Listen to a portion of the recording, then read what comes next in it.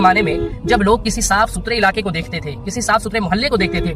حافظ صاحب توجہ کرتے رہیے گا، تو جب صاف ستھرے محلے کو دیکھا کرتے تھے تو یہ خیال کیا کرتے تھے اہل حنود اہل کفر جو ہوتے تھے کہ یہ مسلمانوں کا محلہ ہے، اور جہاں پر دیکھتے تھے رونق ہے، جہاں کے بچے صاف صفائی کا اہتمام کر رہے ہیں، اور جہاں دیکھتے تھے تعلیم جو ہے زور و شور سے ہے، تو یہ کہتے تھے کہ یہ مسلمانوں کا محلہ ہے، مسلمانوں کا علاقہ ہے۔ لیکن اس کے بعد اب یہ سچویشن 2026 جہاں میں کھڑا ہوں اس وقت، ہم لوگ اس کگار پر آ گئے 2026 میں، تو اس وقت اور پہلے سے بھی کئی سال پہلے سے بھی شروع ہو گیا یہ کہ اب سب سے گندے محلے دیکھ کر لوگوں کے ذہن میں سب سے پہلا خیال یہی آتا ہے کہ یہ مسلمانوں کا محلہ ہے۔ پتہ کتنا چینج ہو گیا، 1400 سال پہلے کی زندگی اور اب کی زندگی کتنی چینج ہو گئی، کتنی سوچنے والی بات ہے کہ پہلے دیکھا کرتے تھے لوگ محلے ہم صاف ستھرے تو کہتے ہیں مسلمانوں کا ہے، اب گندے محلے دیکھ کر مسلمانوں کو کہتے ہیں۔ اور میں ایک بہت موٹی مثال دینا چاہ رہا ہوں کہ جہاں میں نے خود دیکھا ہے کہ جہاں میرے مصطفیٰ کا گھر ہے، یعنی ادارہ ہے، جہاں دینی تعلیم ہو رہی ہے، مدرسہ جسے عرف میں کہا جاتا ہے اور عربی میں بھی کہا جاتا ہے مدرسہ، جہاں تعلیم حاصل کی جاتی ہے،